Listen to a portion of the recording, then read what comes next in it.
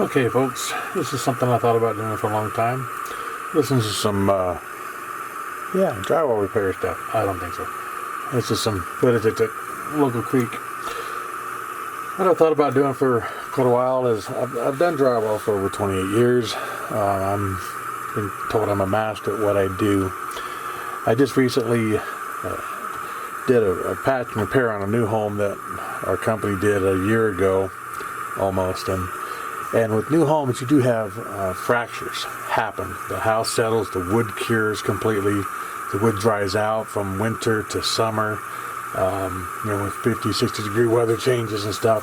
And so your trusses, your wall studs, they'll move, they'll wiggle a little bit, they'll dry out, and they just have to move an eighth of an inch or a 16th of an inch, sometimes a quarter or a half inch.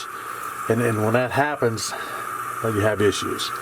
And most contractors have a year's guarantee on their work, homeowner insurance, things like that.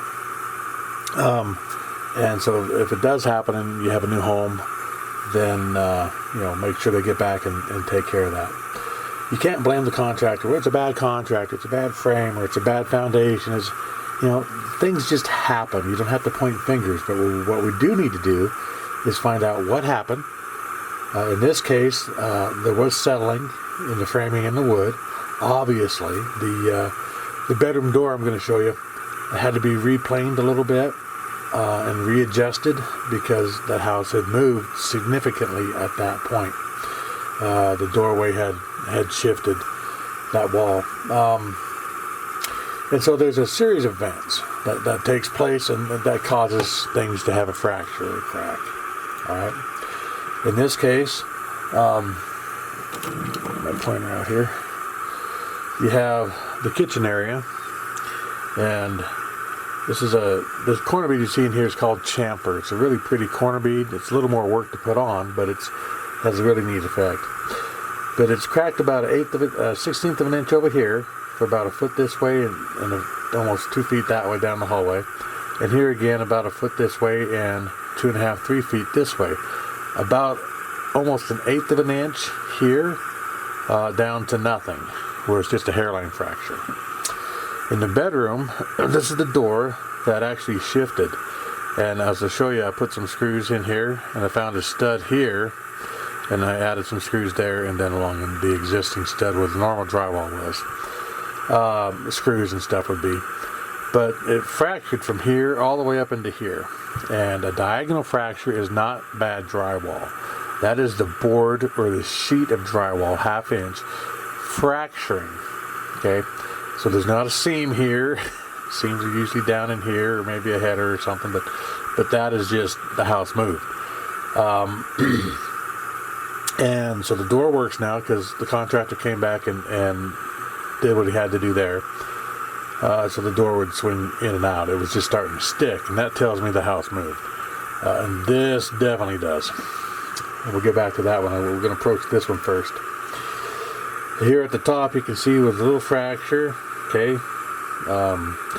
And this, here the little swoop, kind of a swoop look to it, from the ceiling to the wall. That's the paper tape when we originally taped, and it's fine. But because it moved, it squished and pulled the tape, and so now you have to cut this out because you have an air pocket behind it. And again, this happened because probably the trusses, when they finally cured over the last probably 11 months, it just went, just raised a little bit, and that was enough to pull that off the wall studs. So because you have a plate, you have two 2x4s running across here, and then the trusses sit on top. And so what that did is the trusses moved. When it dried out, it just lifted it, and that creates this issue. And here's another view from the left side and the right side of the cabinet area, the different things that took place. And here you can see where the corner bead is. This is that chamfer. It's kind of a flat face that Trimtex makes. I like it. It looks pretty. But you can see where this has been damaged, and down here it cracked right about where the mud is on that corner bead. And then again, this is all swooped up and the paper tape is damaged. So what I do is I cut out and remove the damaged area. Just take a little knife, you know, razor knife, or you can use a 6-inch knife. I just kind of do what I do. Then I flatten it out. Then when I get done flatten it out and make it surface smooth, I level it with, I used hot mud. We'll talk about that here in a minute, but you can use regular mud. Let it dry. That way there's less shrinkage. So when you put your new tape on, there's no air pockets behind it. Then I retape the angle here and here, okay, using a product called Tough Tape.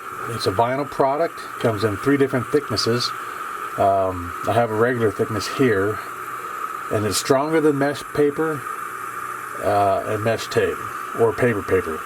It further prevents any cracking or telegraphing coming through, because like with the wall, I'll show you later, you can have a crack if it's a structure crack, and say in 6 months or a year or 2 years or 3 years, if this moved again or wiggled from a windstorm or the ground settling again or whatever, if that tears, this is going to have to move significantly, at least almost a 1/4 inch before that, about a 1/4 inch, and then that'll pop that tape.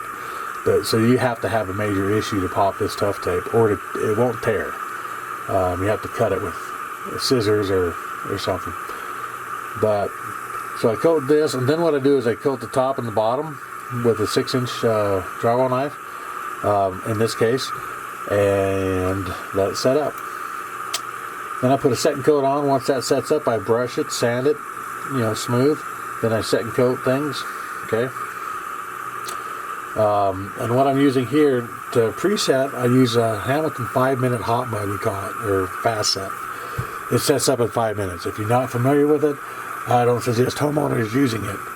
You can get a bag of 20-minute or even a bag of 40-minute. It will speed you up on a repair like this. You can get done usually in a day if it's your homeowner.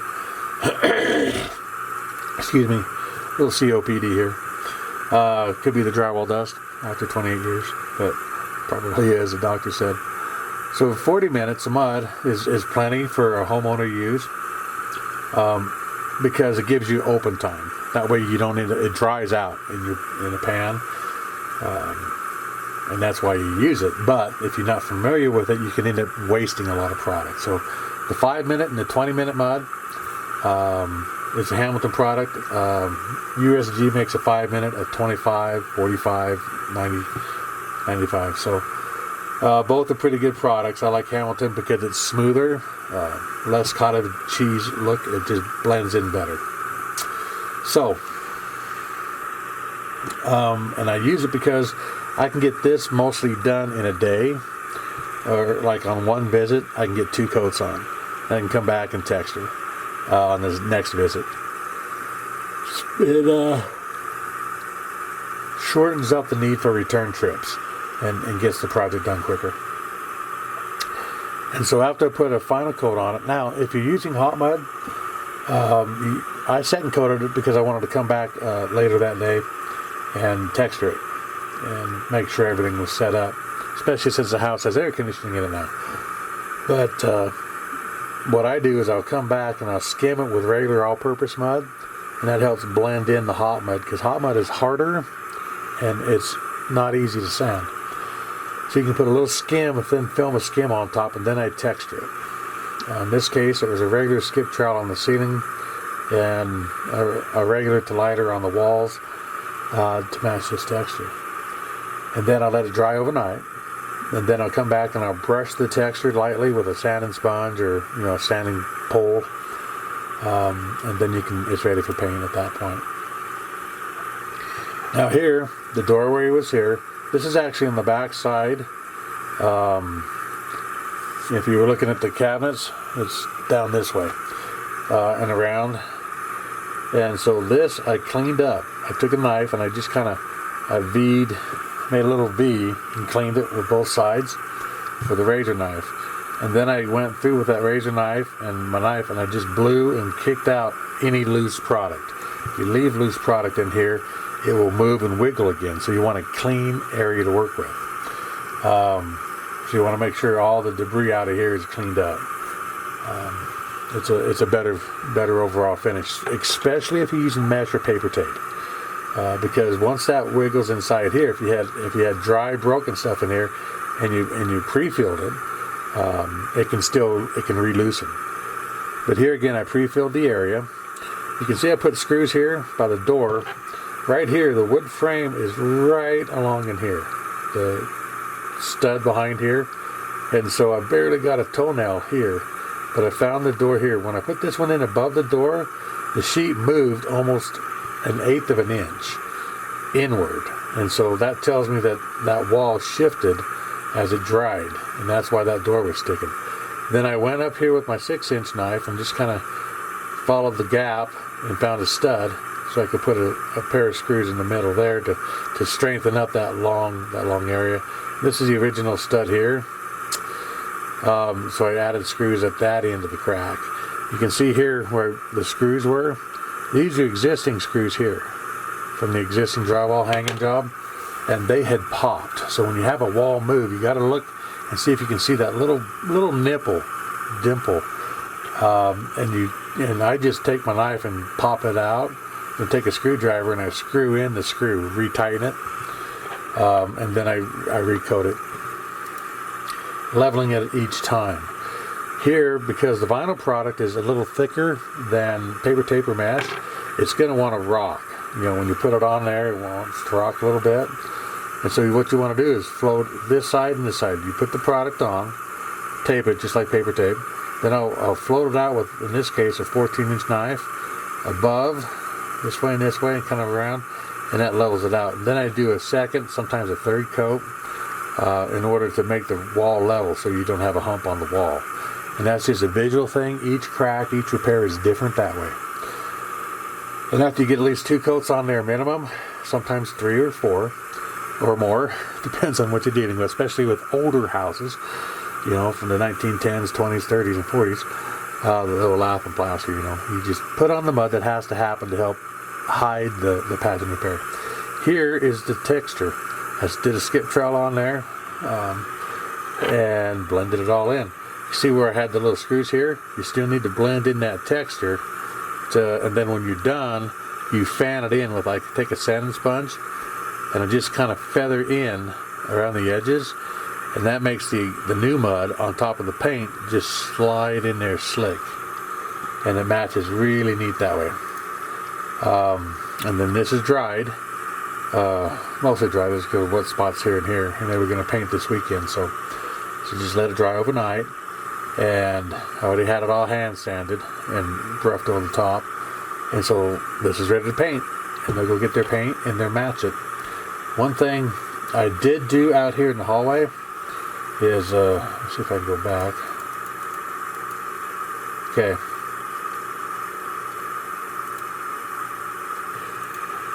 Here, I ran a bead of caulking, even though I tough taped it, from the outside here across the metal, because you can't really put paper tape there, so you just a little bead of caulking, and then down to here. And I did that on this side too, from about here up, and then I went this way a little bit. And what that does, because I know this wall moved, this is where the big crack is through that door, is I just put saw a little hairline fracture there, about the width of a razor knife. And so by putting a bead of caulking here and up and through here, it strengthens that again, and gets it ready for paint. And it hides that little area. And when you caulk, you don't want to like fill the whole thing. You don't want it looping out. You want it to be pretty tight. And so I'll pull it tight, and sometimes even use a clean sponge. And that leaves a little bit, just enough caulking to do the job, and not a thick, ugly thing. All right. Keep it clean, keep it simple, folks. But you know, here's the products I use. I use Tough Hide. This is just what I use. I don't get paid to advertise. It's the best product out there. I've actually used their heavy vinyl once, 10 years ago, on a stress fracture where a house had settled. We did a lot of repairs in that house. We were in there about a week and a half. The house dropped about 5 inches, so we had a lot of structure issues. I fixed cracks about that wide going through the ceiling. Looks like it was a new home, but it looked like you had a trailer house with them big vaults in them, and you just buckled it on the semi-truck or something and cracked the whole thing. Yeah, this Tough Hide is an amazing product. I actually used a piece by the front door where they had a huge porch, and when they supported the house, they put pylons and things, jacked the house up, and redid the underneath the house, as a contractor had to do. But by the front door, they couldn't do that. So I fixed the cracks. 8 years later, I get called back to that home, and by the front door, it had re-cracked. And when I looked at it, I wish I had the picture somewhere, but computer crashed. The products, what had happened is I looked at it, and it was just a little piece about that long to the right side of the front door. I'm going, hey, that's interesting. I get up there, and it had torn the paint. The paint had split. The product, Tough Hide, I peeled it off with my 6-inch knife, flipped it off, looked at it, went and washed it in the sink, came back and did what I just showed you. Pre-filled, cleaned it up, pre-filled some screws, and put it back there. And I'm like, hey, that's good for another 8 years. So I reused the same product. And since they've sold that home and bought it and built a new home. But it's an amazing product, that Tough Hide. You can get that online. I used Hamilton Fast Set Hot Mud. You can use USG as well, but Hamilton I just prefer. It's creamier and smoother as a professional. I used 5 minutes for pre-fill and first coat, 40 minutes for second coat. Now you can also use a +3 is a good soft topping to do a final coat on things, and it's easy to sand, and so you could add +3 to that as well. USD I use for texturing, the all-purpose mud. And then, of course, a sanding sponge. Drought Claws helps catch all the debris and dust, of course. Oh, yeah, we had water. But Huls Italian Plaster and Drywall, LLC. I've been doing this new homes, remodels, a little commercial, but patch and repair for over 28 years, and it's fun. If you have any questions about remodels, if you have a patch and repair or something simple, you can send me photographs, and, I can help you figure out how to do it. I don't mind doing that, okay? I do it for people kind of locally all the time. So send me a patch and repair, and I can give them an estimate that way. Say, yeah, this is maybe what it's going to take before I drive out there to see it. So, but if you long distance or whatever, don't live close by, I can give you ideas for the homeowner, do-it-yourself type people, and I don't mind doing that a lot because honestly, I've had to go back and repair homeowner repair attempts, and it takes longer, and it's more costly in the long run, and so I don't mind teaching people if I can, even over online or something, give you ideas on how to do it. All right, and there you go. Hope that makes sense to you guys. Have a good day.